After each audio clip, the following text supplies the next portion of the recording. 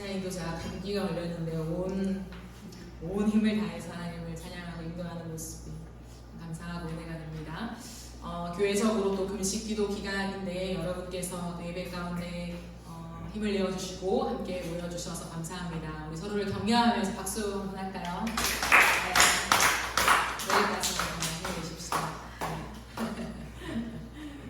네, 오늘 우리 함께 보실 말씀은 야고보서 4장 13절에서 5장 8절까지의 말씀입니다. 야고보서 4장 13절에서 5장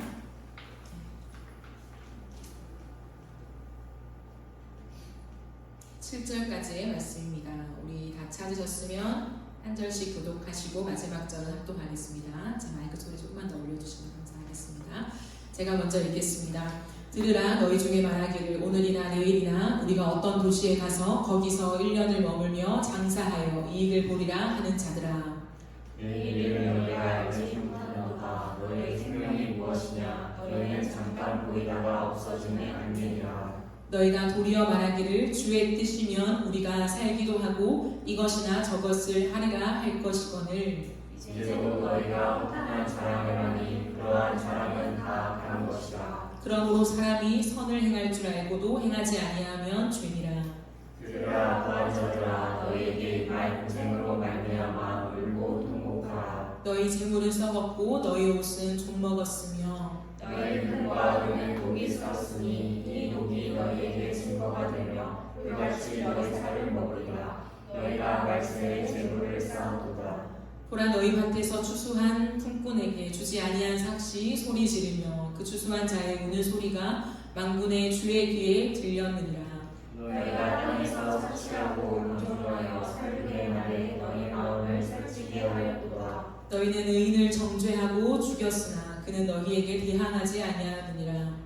그러므로 형제들아, 주께서 분명하시기까지 길이 청으라. 보라, 농부가 땅에서 나는 귀한 열매를 바라고 길이 청아 이른 비와 늦은 비를 기다리나니. 함께 읽겠습니다. 너희도 길이 참고 마음을 굳건하게 하라. 주의 강림이 가까우니라. 아멘. 품격을 높여라 시리즈 마지막 시간입니다. 오늘은 열매의 품격이라고 하는 제목으로 함께 하나님 말씀을 나누도록 하겠습니다. 우리 인생에는 저마다 열매를 맺기 위하여 달려가죠. 오늘 야고보서는 열매를 맺기 위해 달려가는 두 인생을 소개하고 있습니다.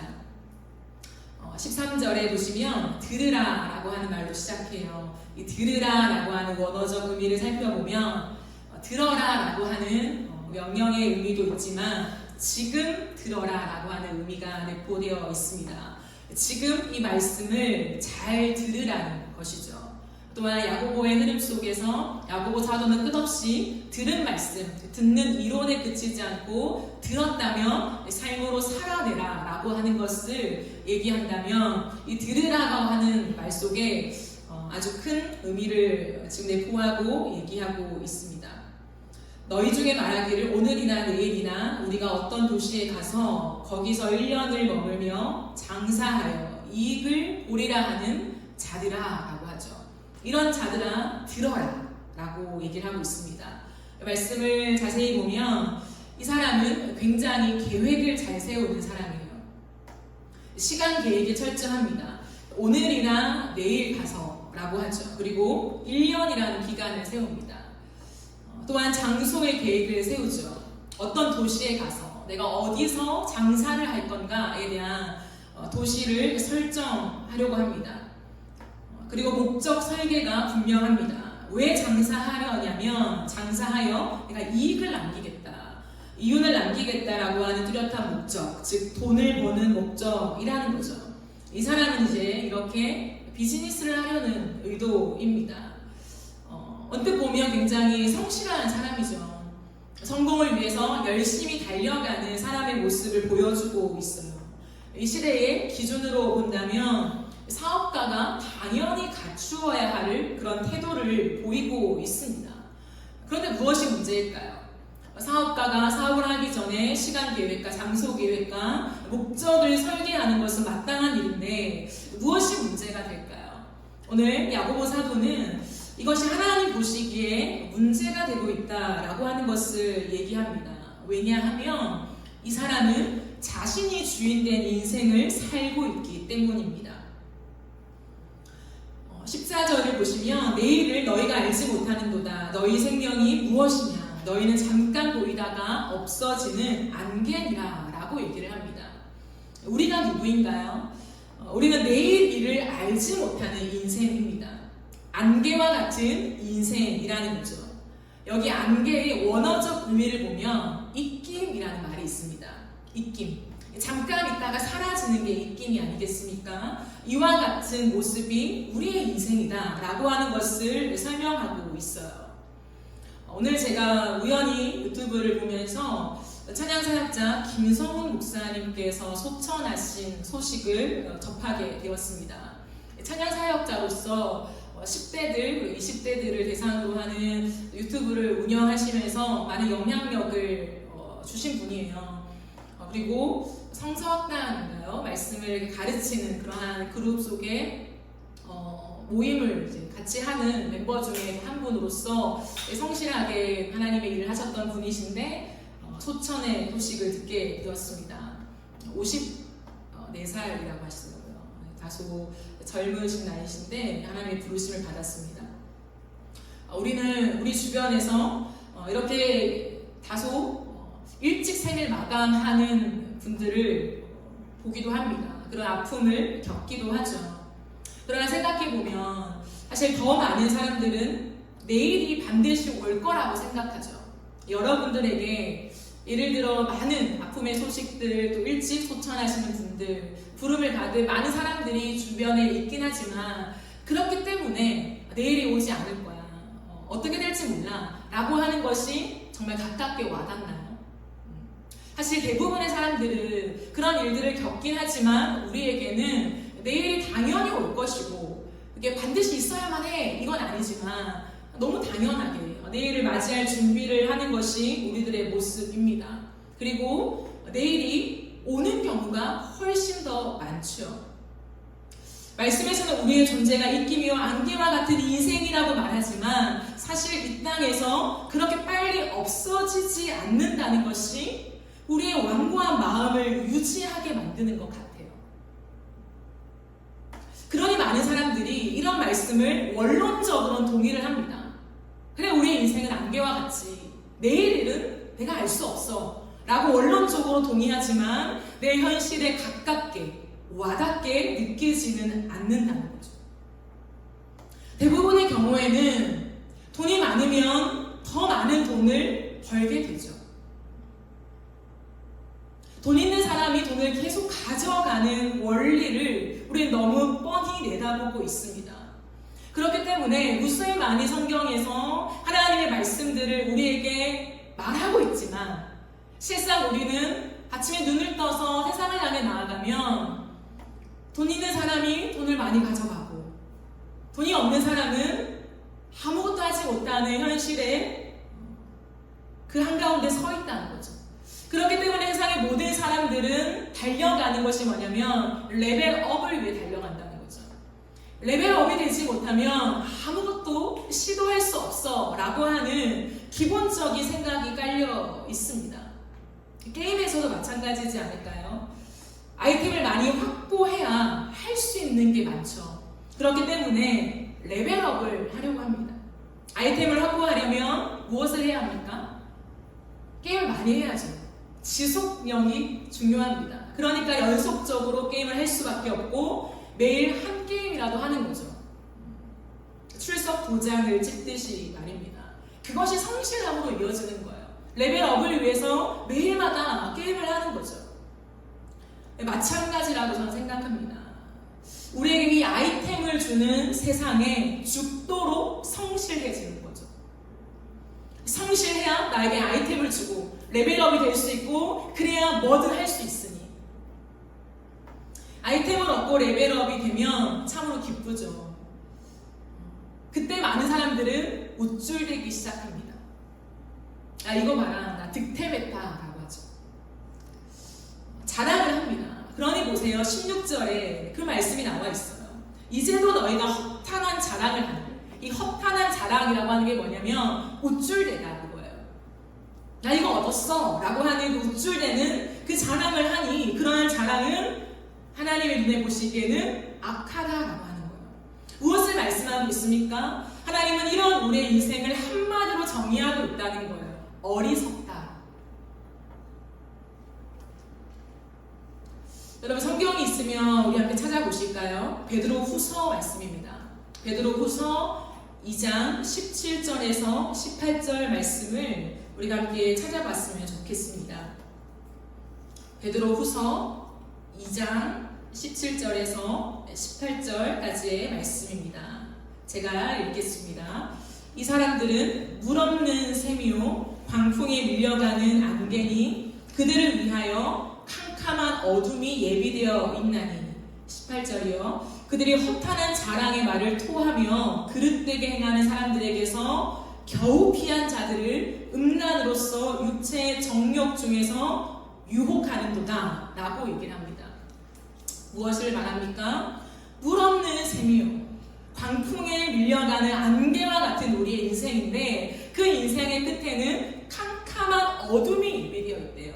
그 끝에 손에 쥐어지는 것은 캄캄한 어둠이라는 것을 말합니다. 하지만 그럼에도 불구하고 우쭐대며 허탄한 자랑을 토하면서 그릇되게 겨우 피한 사람들을 악한 것으로 유혹하고 있다는 거죠.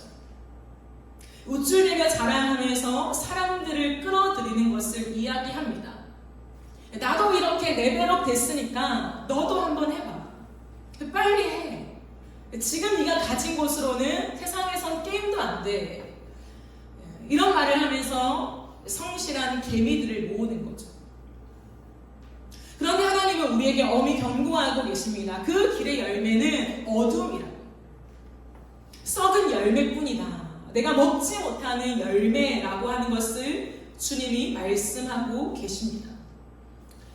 야고보 사도는 4장 13절과 동일하게 5장 1절에서 들으라 라고 얘기합니다. 들으라 부한자들아. 그리고 이들의 특징을 말해줍니다. 이 부한자들은 재물을 올바로 사용하지 않고 쌓아두고 있는 모습을 얘기합니다. 다른 사람의 몫을 착취하는 부자들을 묘사하고 있죠. 뿐만 아니라 이 땅에서 사치와 쾌락, 이 쾌락을 누리면서 사륙의 날에 마음을 살찌게 한다고 되어 있어요.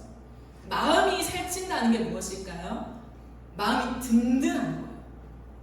배가 부르듯이 든든한 거죠.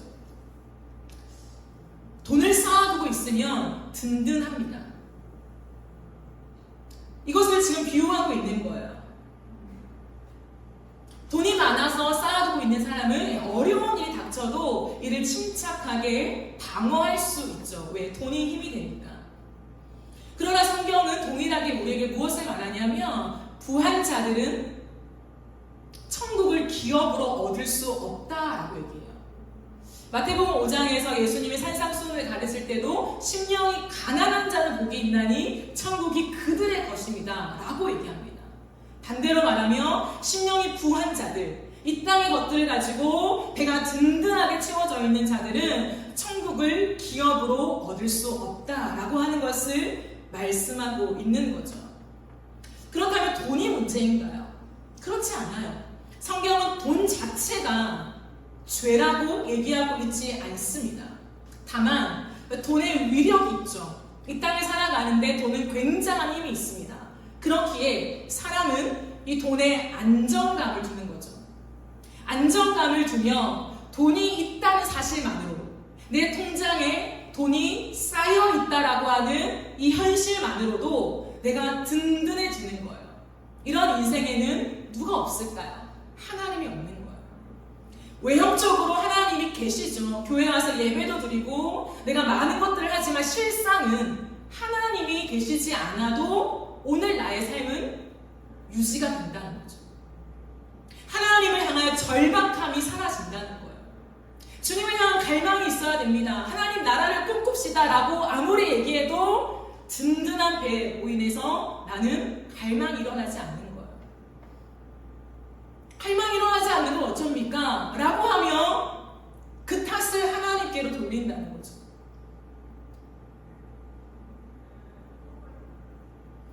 이 땅을 살아가는 동안에 부한 자들은 주님이 경고하시는 게 뭐냐면 부 자체가 나쁜 게 아니라 모든 사람이 가난해야 돼 그 말씀을 하시는 게 아니라요. 부자들은 돈의 위력이 너무 강력하니 훨씬 더 치열하게 영적인 싸움을 싸워야 한다라고 얘기를 해요.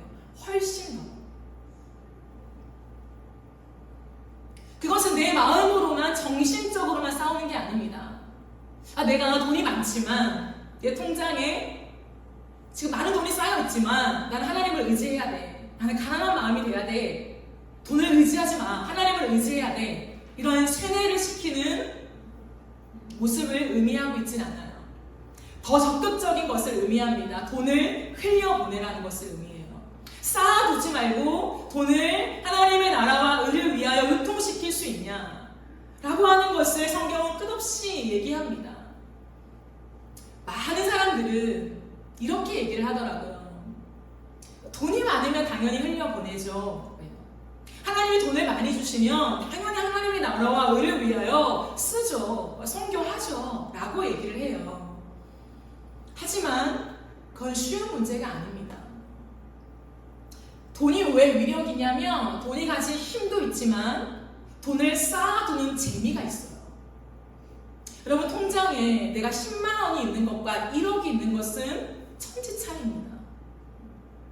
그런데 내가 10만 원밖에 없었는데 한 3년이 지나니까 내 통장에 1,000만 원이 쌓여 있어요. 열심히 일했죠.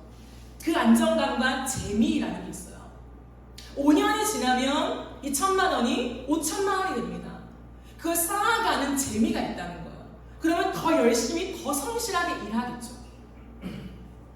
우리가 넘어지는 것은 돈 자체보다도 돈을 쌓아가는 재미와 거기서 얻는 안정감, 그리고 내 삶에 위기가 닥쳤을 때 내가 스스로 방어하고 해결할 수 있다라고 하는 그 안정감이 우리의 마음을 가득 채우는 것이 문제가 된다는 거죠.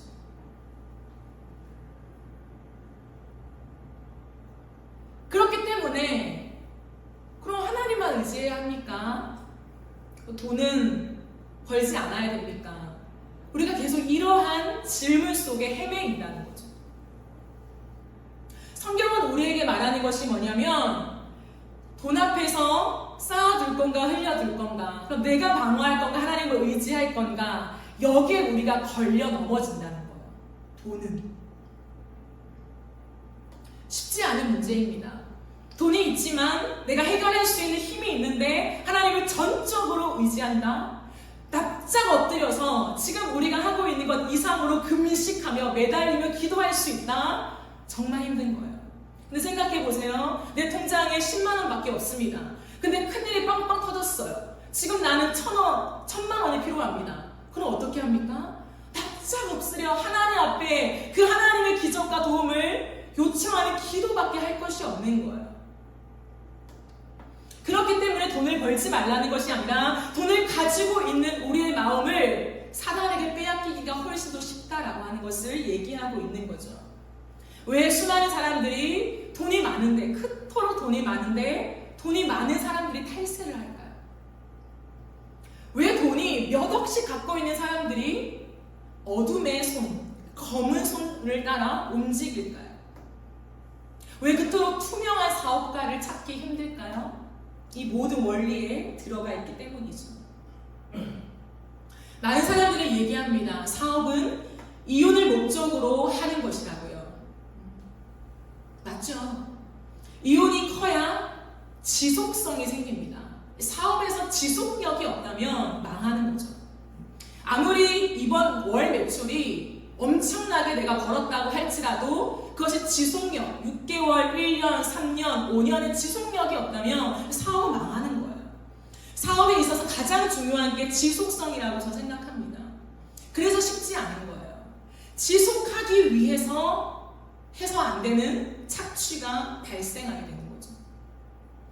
이윤을 목적으로 하기 때문에 그건 당연한 거죠. 사업에는 이윤이 당연해. 이윤을 내려면 지속성이 있어야 돼. 지속하려면 지금 당장 내가 착취를 할 수밖에 없는 거죠. 착취라는 이름으로 하진 않지만. 그러니까 검은 손이 움직일 수밖에 없는 거죠. 왜? 지속하게 되면 나중에 갚으면 되고 더 많이 챙겨주면 되고 잘 대우해주면 된다라고 생각하거든요. 하지만 미래가 그렇게 내 뜻대로 되는 것이 아니죠. 이런 원리로 사업을 움직여 가다 보니 진짜 열매가 없는 것입니다. 야고보가 지금 말하는 것은 이윤을 추구하여서 돈을 얻는 것이 열매라고 말하고 있지 않아요. 그 열매를 바라봤는데 막상 돈을 벌고 보니 내 손에 진짜 열매가 없다는 거죠. 열매가 뭡니까? 내가 먹는 거죠. 먹어서 나를 살찌우는 거예요. 내 영혼을 자라나게 하는 거죠. 그러나 여기에는 진짜 열매가 없다는 거죠. 돈을 몇 억씩 가지고 있는데 열매가 없습니다. 명예와 인기가 있는데 진짜 열매가 없죠. 지금 터지고 있는 연예계 마약 사건이 참 우리로 하여금 안타까움을 자아냅니다. 열매가 없는 거죠. 목표한 것들을 바라보고 가지만 손에 수많은 것들을 쥐었지만 막상 내 영혼을 살릴 열매는 먹지 못하고 있는 거죠. 성경은 그것을 얘기하고 있습니다. 오늘 5장 2절 3절에도 여러분의 재물은 썩었다고요. 그 옷들은 좀이 먹었다고요. 그토록 이것을 위해 쌓아왔는데 아무것도 나에게 줄 수 있는 게 없는 거죠. 여러분의 근거와도 녹이스럽고 그 녹은 나를 고발할 증거가 되는 나의 뒤통수를 치는 것이 된다라고 얘기합니다. 그러나 세상의 마지막 날까지도 끝없이 재물을 쌓기 위해 달려가는 어리석은 인생을 얘기하고 있습니다. 지금 마지막 때를 살아가고 있죠. 그런데도 여전히 우리가 이 땅의 것들을 위하여 살아간다면 우리의 손에 썩은 열매만 가득할 것이라는 거죠. 이 말씀 앞에 깨어나라, 잠에서 깨어나라 라고 야고보 사도는 우리에게 호소하고 있는 것 같습니다. 그렇다면 하나님이 기뻐하시는 인생, 하나님이 원하시는 열매를 맺는 인생은 어떤 모습일까요? 오늘 우리가 읽지 않았지만 야고보서 4장 15절 말씀을 한번 찾아보시겠어요? 야고보서 4장 15절 말씀에는 이렇게 되어 있습니다. 너희가 도리어 말하기를 주의 뜻이면 우리가 살기도 하고 이것이나 저것을 하리라 할 것이거늘 이라고 말합니다. 이건 무슨 말이냐면 도리어 여러분은 이렇게 말해야 합니다 라고 얘기하는 거예요. 많은 사람들이 돈을 쌓기 위하여 이윤을 남기기 위하여 정당하다라고 하는 그 길을 걸어가지만 예수 그리스도를 믿는 우리는 이렇게 말해야 합니다 라고 얘기하면서 주의 뜻이면 이라고 주의 뜻이면 이것을 저것을 내가 할 수 있습니다 라고 얘기하라는 거죠. 무엇을 얘기합니까? 하나님이 주인된 인생을 살 것을 얘기하는 거죠. 여러분 이것은 소극적으로 살라는 게 아니에요. 내 계획을 세우지 말고 기도하다가 하나님이 감동 주시면 그것을 행하면서 그렇게 우리의 삶을 지속하라는 말씀이 아닙니다. 그러면 무엇을 얘기하는 걸까요? 7절 8절 말씀을 우리 함께 보겠습니다. 5장 7절 8절 그러므로 형제들아 주께서 강림하시기까지 길이 참으라. 보라 농부가 땅에서 나는 귀한 열매를 바라고 길이 참아 이른 비와 늦은 비를 기다리나니 8절이요 너희도 길이 참고 마음을 굳건하게 하라. 주의 강림이 가까우니라 라고 얘기하죠.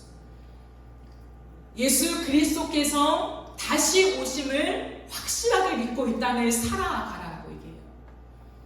이 땅이 전부가 아님을 와닿게 느끼며 살아갈 것을 강력하게 촉구하고 있습니다. 하나님의 나라를 구하는 인생이 되라고 하는 거죠. 하나님의 나라를 구하며 오늘의 시간 속에 하나님의 뜻을 추구하며 살아가는 것을 이야기합니다. 언제요? 오늘의 시간 속에. 주님이 오실 거예요. 마라나타를 모르는 크리스찬들이 어디 있습니까? 언젠가 예수님이 오실 것입니다. 우리는 다 그렇게 고백하고 알고 있다라고 얘기하지만 오늘의 시간 속에 그것을 믿는 자답게 살아가는 삶의 흔적이 너무 없다라는 거예요. 똑같이 이윤을 추구하며 소득을 위해 계속해서 우리가 열심히 따라가는 그 모양을 고스란히 유지하고 있다라는 거예요. 오늘 야고보 사도가 우리에게 말하는 것은 인어프 처치의 정체성이기도 합니다. 여러분, 우리의 하나님께서 우리 교회를 세우신 말씀이 어떤 말씀인지 아십니까? 디모데 전서 말씀이죠. 디모데 전서 6장 11절 12절 말씀을 한번 찾아보실래요? 디모데 전서 6장 11절 12절 말씀입니다. 우리 이 말씀을 함께 읽어보실까요? 다 찾으셨으면 디모데 전서 6장 11절 12절 말씀입니다. 함께 읽겠습니다. 시작. 오직 너 하나님의 사람아, 이것들을 피하고 의와 경건과 믿음과 사랑과 인내와 온유를 따르며 믿음의 선한 싸움을 싸우라. 영생을 취하라. 이를 위하여 내가 부르심을 받았고 많은 증인 앞에서 선한 증언을 하였도다. 아멘. 하나님의 사람아, 그리스도인들을 일컫습니다. 그리스도 안에서 변화된 하나님의 사람들아, 이것들을 피하라고 하죠. 앞에 말씀들을 읽어보면 이것들은 돈을 쫓는 삶입니다. 돈을 추구하는 세상의 흐름이라는 거죠. 피하라라고 하는 것은 달아나라라는 거예요. 지속적으로 달아나라. 그리고 의와 경건과 믿음과 사랑과 인내와 온유를 따라 쫓아가라라는 것을 말합니다. 믿음의 선한 싸움을 싸워라. 영생을 취하라. 이것을 위하여 우리가 부르심을 받았다라는 것을 이야기하고 있습니다. 무엇을 말할까요? 그리스도인들은 세상 한가운데 서야 하는 것을 이야기해요. 하나님의 사람들은 고립되어서 자기들만의 세상을 만들어 나가는 공동체가 아니라 세상 한가운데 가는 사람들입니다. 그런데 그 한가운데는 돈을 추구하고 수많은 사업가들은 이윤을 목적으로 살아간다는 거예요. 그 한가운데서 날마다 달아나라는 거예요. 육체가 어떻게 달아납니까? 한가운데 있는데 무엇을 얘기합니까? 우리의 정체성을 확고히 지키며 날마다 그 세속의 흐름 속에서 내 마음을 지키면서 하나님의 나라를 바라보며 살아가라. 그게 너무 치열하기 때문에 믿음의 선한 싸움이라고 표현합니다. 영적인 싸움이라는 거예요. 우리가 살아가는 삶은 그저 자연스럽게 되어지는 삶이 아니라 믿음의 영적인 싸움을 싸우는 삶이라는 것을 분명히 얘기하고 있습니다. 모든 성경이 똑같아요. 누가 썼든 그 내용은 일맥상통합니다.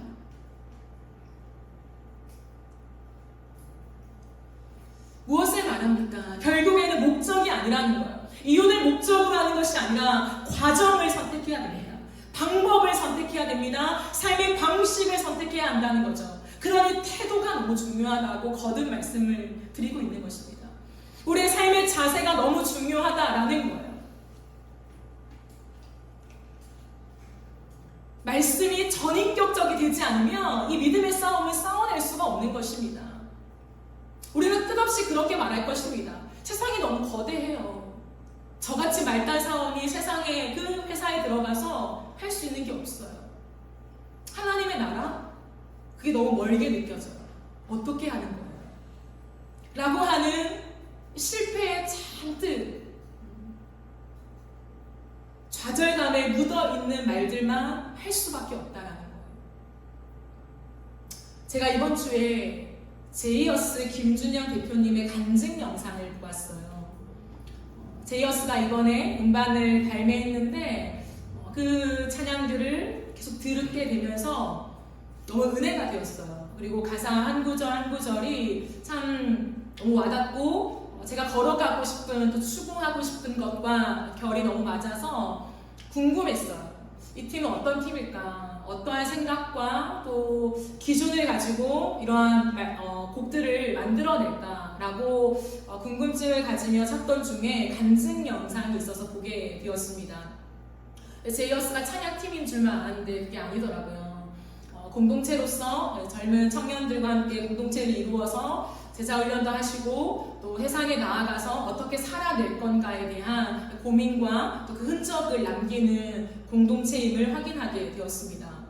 제이어스가 수제 버거집을 운영하더라고요. 이번에 처음 알았는데요. 1호점을 런칭하고 나서 투자를 준비하는 시간을 보내고 있을 때에 한 반년 정도 그 시간을 보냈다고 합니다. 그때 우연히 한 투자자를 만나게 되었다고 해요. 근데 그 투자자는 크리스천이 아니셨다고 합니다. 그런데 그분을 정말 우연히 만나서 얘기를 하게 되었는데 그분이 이 대표님께, 김준영 대표님께 그렇게 말씀하셨대요. 5분 안에 비즈니스가 무엇인지 설명해봐라 라고 말씀을 하셨다고 합니다. 당황했지만 5분 안에 자기가 생각하는 비즈니스를 얘기하게 되었대요. 그러더니 이분은 한 건물로 데리고 가서, 종로 6층짜리 건물로 데리고 가서 여기를 자네가 어떻게 채울지 그 사업 구상 아이디어를 내일까지 제출하라 라고 말씀하셨답니다. 이 건물 전체를 맡기겠다라는 거죠. 그래서 그 계획안을 보시고 수십억을 투자해 줄 테니 여기 들어오라고 했대요. 그리고 들어가게 된 거죠. 들어가기로 결정을 하신 거예요. 그런데 준비를 하는 과정 속에 이분이 내가 5억에서 10억 정도를 더 투자하고 싶다라고 제안을 하셨대요. 얘기를 들어보니까 그 추가 투자금은 불법은 아니지만 편법인 거죠. 편법적인 방법으로 내가 당신에게 5억 내지 10억을 더 투자하고 싶다. 사업을 하게 되면 이 돈은 필요할 거다라고 말씀을 하셨다고 합니다. 불법도 아니고 또 이런 분들의 특징이 이걸 만약에 본인이 리젝하게 되면 앞에 성사되었던 모든 진행도 파기될 수 있다는 것을 감지했기 때문에 쉽지 않았다는 거죠. 그래서 팀과 함께 이 얘기들을 나누고 기도를 하게 되었다고 합니다. 그때 같은 팀끼리 얘기했던 게 무엇이냐면 우리가 왜 여기에 들어가려고 하는가? 왜 세상 속에 들어가려고 하는가? 왜 비즈니스를 하려고 하는가?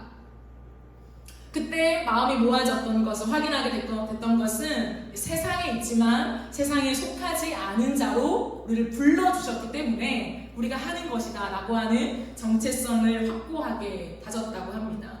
그리고 마음을 정리하고 대표님이 회장님을 만나서 그 돈은 저희가 받을 수 없다 라고 말씀을 드렸다고 합니다. 그런데 하나님의 역사가 일어나지 않고 이번 말씀으로는 그 회장님이 너무 화가 나서 1시간 동안 이 대표님에게 이렇게 쏘아붙이게 된 거죠. 본인이 20년 정도 투자를 해왔는데 이런 사람은 처음 본 거죠. 5억, 10억을 안 한다고 하니까. 그래서 1시간 동안 열심히 이분한테 쏘아내더니 도대체 왜 그러냐고 라고 질문을 했다고 합니다. 이분이 피할 길이 없자 그 대표님, 그 회장님께 이렇게 말했다고 해요. 저는 살아계신 하나님을 믿는 사람입니다. 그리고 그분의 눈앞에 있기 때문에 제가 깨끗하지 않은 방법으로 이 일을 진행할 수 없습니다. 그리고는 헤어졌대요. 그래서 다 파기가 됐구나, 끝났구나 라고 생각하고 있었다고 합니다. 다시 연락이 오셔서 돈 10억을 신앙 때문에 마다하지 않는 이렇게 정신 나간 녀석이라면 뭘 해도 할 것 같다 라고 해서 모든 일들을 진행해 보자고 하셨대요. 그러는 가운데 그 회장님과 함께 길을 걸어가는데 회장님이 물으셨대요. 자네는 술도 마시지 않고 세상의 많은 것들을 즐기지도 않는데 무슨 재미로 사나? 나는 수천억의 자산가이지만 이 세상에서 재미있는 게 아무것도 없네. 뭘 하면서 살아야 할지 모르겠어 라고 말씀을 하셨대요. 그러면서 이제 이분은 그분과의 대화 속에 또한 자신들이 걸어가는 이 길 속에 우리가 왜 이 길을 걸어가는가에 대한 재확인을 하셨다고 합니다. 세상에 많은 사람들이 사는 그 한 복판 안으로 들어가서 하나님을 따르는 삶이 무엇인지를 드러내는 그리스도인, 하나님을 왕으로 삼고 사는 사람은 어떻게 사는지를 보여주는 삶, 술을 먹진 않지만 예수님을 따르는 삶이 무엇인지, 무엇을 재미로 삼고 살아가는지를 기꺼이 보여주는 삶. 그 한 중앙에 제가 느낀 것은 정결함이라는 키워드가 있었어요. 제이어스는 정결함에 목숨을 거는 공동체이구나. 우리와 같은 20대, 30대입니다. 그 대표님도 40이 채 되지 않은 나이라고 들었어요. 그러나 이 시대 한복판에서 사업을 한다는 것, 아무것도 가진 것이 없는 그들이 세상의 한복판에 들어가서 그들과 어깨를 나란히 한다는 것은 쉬운 일이 아닙니다. 이 서울 한복판에서요. 하지만 그들은 성공과 이윤과 어떠한 거대한 하나님의 영광이라고 하는 것에 속지 아니하고 오직 정결함을 추구했습니다. 무엇일까요? 과정인 거죠. 방식인 거죠. 태도인 거죠. 자세의 모든 것을 걸은 그런 팀이었습니다. 그분이 마지막에 그 말씀을 남기시더라고요. 자신이 그 회장님 앞에서 고백한 것은 이거라고. 예수님, 저에게는 만몬이 왕이 아닙니다. 예수 그리스도가 왕이십니다. 제가 깜짝 놀랐습니다. 영화에나 나올 법한 이야기. 하지만 그분은 그 30대에 아주 혈기가 왕성할 그 나이, 성공하고 싶고 그리스도인으로서 세상 한가운데서 사업가로서 번창하고 싶지 않겠습니까? 하지만 그 모든 것을 다시 한번 예수 그리스도 앞에 굴복시키면서 주님, 저는 만몬을 섬기지 않습니다. 만몬이 나의 왕이 아닙니다. 라고 당당하게 고백하며 그 10억도 없어도 괜찮습니다. 이 사업이 진행되지 않아도 상관없습니다. 이 모든 것을 건 거잖아요. 무엇에? 자신의 정체성에, 그 정결함에. 그러니 그런 곡들이 나오는구나. 그러니 그렇게 한 사람의 인생 속에 하나님의 기름 부으심을 옮겨주는 그 역할을 영상으로 하고 계시는구나. 제가 참 많은 것을 느끼게 되었습니다. 이 세상 나라와 권세를 따라 살아가는 우리의 인생의 방향을 하나님 나라를 향하여 돌려내야 합니다. 그런데 이것은 만만치 않죠. 머리로는 압니다. 하나님의 나라를 추구하는 거, 의를 추구하는 거, 그리스도인답게 살아가는 거. 그러나 정말 이 제이어스처럼, 이 한 대표님처럼 세상의 일상의 한 복판에서 자신의 현실 속에서 이렇게 살아낼 수 있다는 것은 또 다른 의미입니다. 이론과 입술의 고백과 이러한 공예배 때에서의 아멘을 넘어서 우리가 삶으로서의 아멘이 나와야 한다는 거예요. 내 가정에서 아멘 해야 합니다. 내 직장에서 아멘 해야 해요. 내 여가 시간에 아멘을 해야 합니다. 하나님 너무 진을 많이 뺐으니까 내 여가 시간, 하나님 몇 시간만은 찾아오지 마세요. 하나님 좀 나만의 시간을 좀 주세요. 하나님, 난 넉다운이에요. 얼마나 많은 그리스도인들이 이 호소를 주님께 드리고 있습니까? 잠깐만 나를 찾아오지 마세요, 주님. 당신을 사랑해요, 원해요. 열심히 내 삶의 시간을 당신께 드리고 있잖아요. 그런데 몇 시간만 나만의 시간을 주세요, 주님. 하지만 성경이 무엇이라 말하냐면 때로는 가족이, 부모님, 남편과 아내, 자녀는 분리되는 시간이 있죠. 하지만 예수님은 그 정도가 아니라고 얘기하는 거예요. 예수님은 나의 존재와 이제 함께하는 거예요. 분리될 수 없다는 거예요. 1시간도, 30분도, 10분도, 아니 1초도. 예수를 믿는다는 고백 안에는 연합이 있는데 이제 예수님이 내 안에, 내가 예수님 안에 살아가는 것을 아멘 하는 사람들입니다. 그렇다면 나의 여가 시간도 아멘이라는 거예요. 내 모든 여가 시간에도 예수님과 함께 하는 거예요. 주님 잠깐만 계세요. 내가 이것 좀 볼게요. 그게 안 되는 거예요. 이 작은 시작의 변화가 없으면 세상의 한복판에 나가서 하나님의 나라를 이룬다? 만만치가 않아요.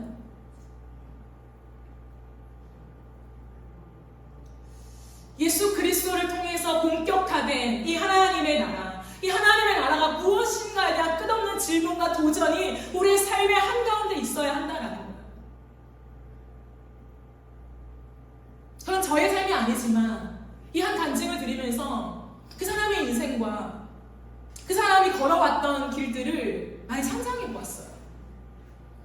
그 회장님 앞에서 얼마나 벌벌 떨었을까, 마음이. 그래도 어른이신데.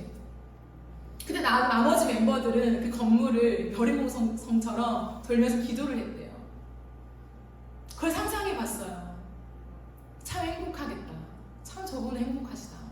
같이 멤버들이 마음을 맞추고 그렇게 여리고처럼 돌면서 기도로 무장해서 같은 마음을 싣고, 어떤 사람은 우리 돈 필요 없어요, 예수님이 우리 전부잖아요, 뭐 이렇게 말하는 그런 공동체를 끌고 가실 만큼의 중심이 그 리더에게 있었구나. 저의 모습을 많이 돌아보게 되었습니다. 여러분의 삶이 어떠신가요? 주님은 오늘 끝없이 우리의 인생을 조명하시면서 세상으로 나가라라고 우리를 보내세요.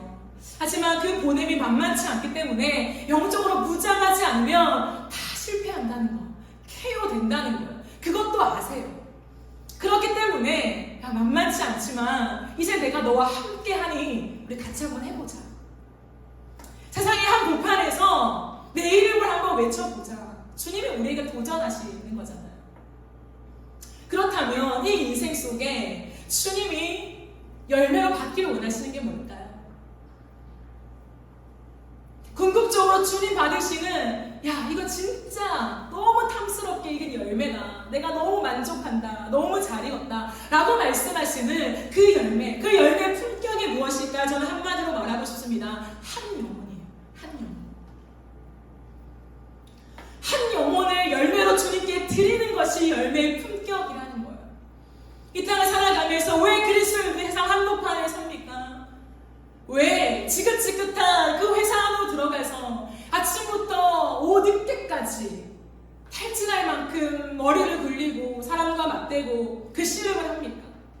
또 누군가는 사업을 꿈꾸며 왜 비즈니스 그 한 중앙으로 달려 들어가려고 합니까? 이윤이 목적이 아니에요. 그리스도인들은 그것을 해야지 속력이 있긴 하지만 그것이 목적이 된다라고 말하면 안 됩니다. 항상 우리의 말 끝에 한 영혼이라고 말해야 해요. 그 한 영혼이 세우는 것은 만만치 않습니다. 우리의 한 인생이 한 걸음 한 걸음 걸어갈 때 이 정결함의 원리를 놓치지 않고, 구별됨의 삶의 방식을 놓치지 않고 모든 삶을 신중하게 선택하며 나아갈 때, 그곳에서 예수님이 나의 왕이십니다라고 하는 고백을 남기는 삶으로. 말도 있어야 하겠죠. 하지만 말뿐인 것이 아니라 내가 외치는 말과 함께 신앙 고백과 함께 내 삶에서 24시간의 삶 속에서, 너는 여가 시간 어떻게 보내니? 나 그냥 이렇게 똑같이 보내.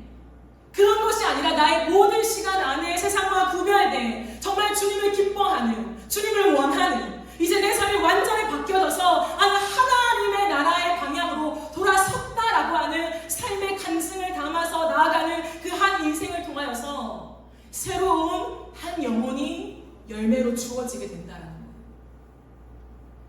주님은 이 열매가 우리 손에 들려지기 원한다는 거예요. 왜요? 궁극적인 이 열매를 추수하는 데는 언제냐? 마지막 심판 때라고 얘기하시는 거예요. 마지막 주님 앞에 서는 그날에 주님께서 우리의 열매를 보자, 너는 어떤 열매 맺어왔냐? 라고 우리의 열매를 확인하실 때에 세상에서 돈을 추구하고 저 하나님의 영광을 위해서 돈 벌다 왔어요, 하나님. 근데 열매가 썩어 있는 거예요. 주님 그걸 말씀하시는 거예요.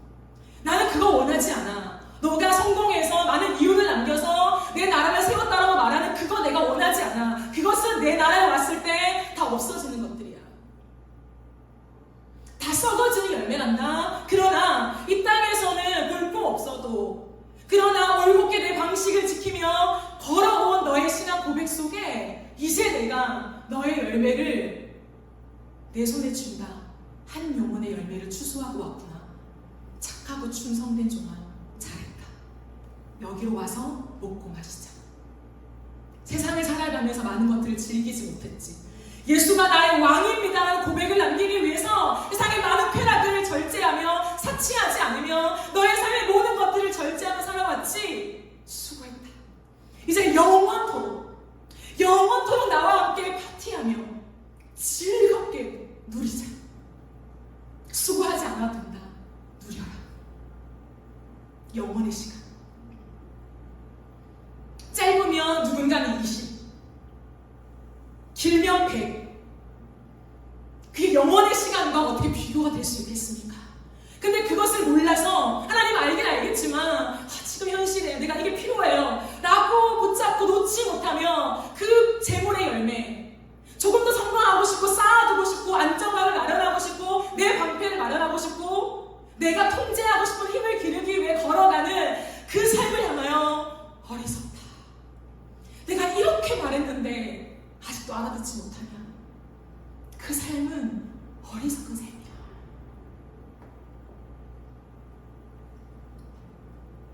그래서 주님이 요한계시록의 마지막 말씀을 남기실 때 계속 말씀하시는 게 무엇입니까? 귀 있는 자는 들을지어다.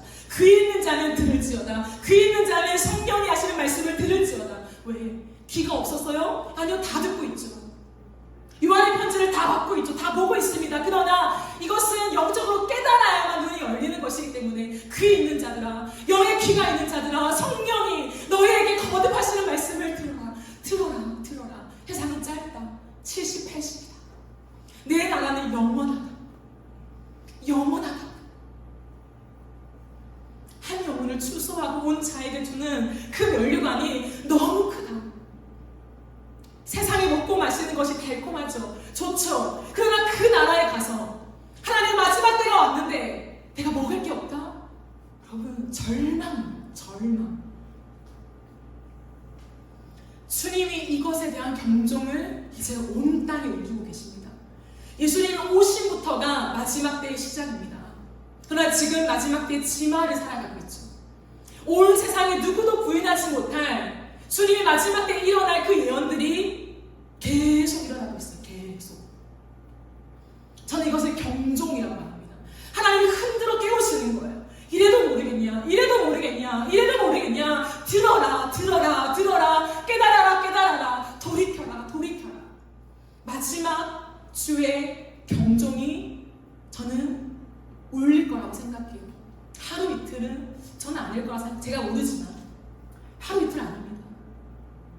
하루 이틀이 아니라고 안정감 두지 마세요. 제 3차 세계대전 일어날 것 같았는데 안 일어나네? 안심이다. 여러분, 그렇게 하지 마세요. 주님은 지금 곳곳마다 하나님의 재림의 사인을 우리에게 주고 계십니다. 준비하라고 주고 계세요. 그런데 오늘도 내 하루의 삶 속에 가두어져서 내가 먹고 마시는 거, 조금 즐기고 싶은 거, 하나님의 나라를 위해 싸우는데 이거 못 즐겼다고 우리가 찡찡대는 거, 그걸 못 받아주시는 분이 아니라 지금 그럴 때가 아니라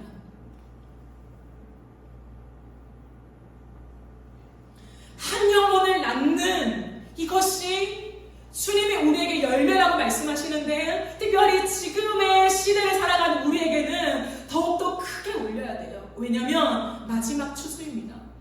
여러분, 마지막 추수라는 것은 이단 신천지가 많이 쓰는 표현이기 때문에 교회에서는 이제 많이 쓰지 않아요. 왜? 오해받을까봐. 하지만 써야 합니다. 왜? 마지막 추수를 하고 계시니까 하나님이. 이단에게 빼앗겼다고 우리가 사용하지 않을 수 없어요. 하나님이 이 마지막 시대에 주님 다시 오시면 구원하지 못한다는 거예요. 이제 끝난다는 거예요. 완전히 끝납니다. 하나님의 심판이 완전히 끝나요. 그러므로 하나님께서 이 시대, 이 마지막 시대를 살아가도록 우리를 이 세상의 한가운데 심어두셨다면 우리의 손에는 한 영혼 한 영혼들이 가득해야 돼요. 그 한 영혼 한 영혼들이 깨어 일어나서 세상의 흐름을 따르지 않고 끝없이 거기서 달아나 예수 안에 그 의와 하나님의 추구하시는 빛 안에 거하면서 돌아오게 만드는 이 마지막 추수가 우리에게 맡기신 사명이라는 거예요. 그리고 하나님은 일으키고 계십니다. 한국 땅 안에 기독교가 죄송하지만 하강이죠. 하강 기류를 가고 있죠. 하지만 세계 곳곳을 보십시오. 놀랍게 주님은 영혼 추수를 이루고 계십니다. 선교지마다 하나님의 영혼들이 일어나고 있습니다. 그것을 무엇이라는 줄 아십니까? 부흥이라고 얘기하는 거예요. 우리 한국 땅 가운데 하나님께서 부흥의 끝없는 놀라운 불을 부어주시고 확 일어났지만 우리가 다시 한번 터지고 있다면 하나님은 세계 곳곳에 진짜 예수가 왕입니다라고 하는 고백을 삶으로 옮겨내는 그 선교지에 영혼의 추수를 이루고 있다는 거예요. 놀라운 기적들이 일어나고 있습니다. 제가 이번 선교를 준비하면서 탄자니아 잔지바르가 어떤 곳일까 많은 것들을 찾아보았어요. 그때 저희가 가려고 하는 곳 말고 다른 잔지바르에 계신 선교사님의 그 삶을 보여주는 영상을 하나 보게 되었습니다. 한 아이가 이슬람이 워낙 막강하니까 이슬람이에요. 이슬람 아이인데 그 아이가 선교사님 있는 곳으로 오게 되었어요. 그래서 말씀을 듣게 됐고 예수님을 알게 되었어요. 그런데 교회를 간다는 이유만으로 학교에 갔는데 제가 봤을 때는 초등학생 아주 나이가 어려 보였어요. 갔는데 구타를 당한다는 거예요. 아이들이 때리기도 하고 못 살게 하고 괴롭힌다는 거예요.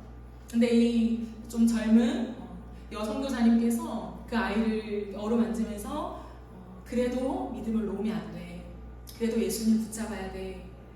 그 말을 하는데 제가 펑펑 울었어요. 잔지바르에는 예수라는 말을 못합니다. 우리도 가서 예수라는 말을 못해요.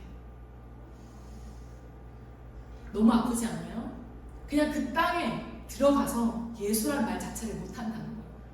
어떤 한 사람이 나 예수를 싫어요. 예수라는 존재 난 받아들이기 싫어요. 그런 상황이 아니라 그 나라 자체가 이슬람 완전히 지배하고 있기 때문에 예수라는 말을 공식적으로 못해요. 그래서 이전에는 많은 교회가 불태워지기도 했고 이슬람들 때문에 많은 우여곡절을 겪었습니다. 그러나 지금은 하나님 많은 은혜를 주셔서 그래도 학교 중심으로 워낙 전체적인 상황이 열악한지라 학교와 이렇게 나라를 세워줄 수 있는 사역들을 하는 것은 허가가 나와 있기 때문에 그것을 통해 선교를 하고 있지요. 그곳에서 한 영혼을 위해서 삶을 바치는 사람들, 우리가 앞으로 더 나누게 되겠지만 참 하나님이 저에게 많은 눈물을 주셨어요. 모든 선교사님이 다 비슷한 상황이겠지만 이 선교사님 또한 선교사이기 때문에 오는 단기팀에게 요청하는 것이 쉽지 않죠. 이거 갖고 와주세요. 이거 제공해주세요. 왜 와주는 것만 해도 감사하다는 거예요. 너무 눈물이 났어요. 내가 이 선교사님의 입장이었다면 네, 뭐 먹고 싶은 거 혹시 있으십니까? 건너서 제 전도사님을 통해서 여쭤봤는데 많지요. 한국의 라면, 한국 과자, 짜장, 카레. 우리는 저도 잘 안 먹는 그런 것들. 근데 그것을 그토록 원하시는 그 마음을 보면서 그냥 나는 눈물이 났어요. 한 영혼을 위해서 자신의 모든 삶을 절제하고 모든 사치와 꾸밈과 누릴 수 있는 것들을 다 내려놓고 그 땅에서 16년 더 많은 연수를 보내신 분들도 많겠죠. 세상 곳곳에 그렇게 살아가시는 분들 앞에서 나는 과연 어떤 삶을 살아가나. 각자의 부르심이 다르지만 나는 어떠한 태도로 어떠한 자세로 오늘 이곳에 서 있나. 많은 묵상이 되었어요. 사랑하는 여러분, 열매의 품격이 있어야 돼요. 사람은 반드시 열매가 맺어지거든요. 왜? 하나님은 우리를 나무에 비유하세요. 우리의 인생이 자라는 거예요. 어린 아이부터 갓난 아이로 태어나서 우리는 성장을 거칩니다. 자라요. 자라면 반드시 열매가 나와야 되죠. 주님 원하시는 열매는 세상이 원하는 것과 다르다고 얘기하십니다. 주님 원하시는 열매는 내가 잘 자라서 내가 성장하고 성숙하여서 나로 하여금 또 다른 한 영혼이 탄생하게 하는데 너의 삶을 다 쏟을 수 없겠냐라고 우리를 콜링하시는 거예요. 거기에 아직도 하나님 그래도 제 삶도 있잖아요. 조금만 누리면 안 됩니까? 라고 얘기한다면 그건 여러분과 하나님과의 관계이죠. 하지만 성경은 오늘도 야고보는 우리에게 하나님 말씀하시는 열매는 영혼의 열매요. 마지막 때에 주님과 계수할 열매인 것을 분명하게 말씀하십니다.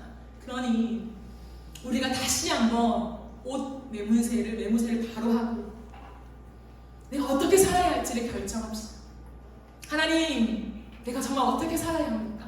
말뿐이 상투적인 말이 아니라 살아가는 걸음을 여러분 우리가 고민해 봅시다. 그리고 우리의 인생 속에 예수님 예수님이 나의 왕이십니다. 나의 24시간 모든 시간에 당신이 왕이십니다. 나의 목숨을 구해주신 예수여, 당신의 목숨을 바쳐서 나 같은 죄인을 건지셨다고 말하고 있는 이 고백이 가볍지 않길 원합니다. 하나님, 내 모든 삶을 들여서 또 다른 한 영혼을 예수 그리스도께로 인도하는 하나님, 그러한 삶을 살게 하십시오.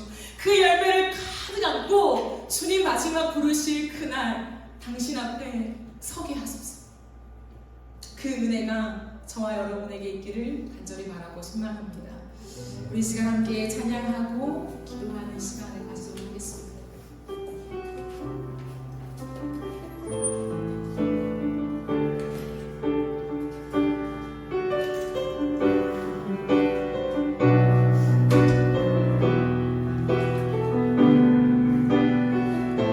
부흥한 찬양을 함께 고백합시다. 이 땅의 황무함을 보소서. 이 땅의 황무함을 보소서. 하늘의 하나님, 그늘을 베푸시는 주여, 우리의 죄악 용서하소서. 이 땅 고쳐 주소서.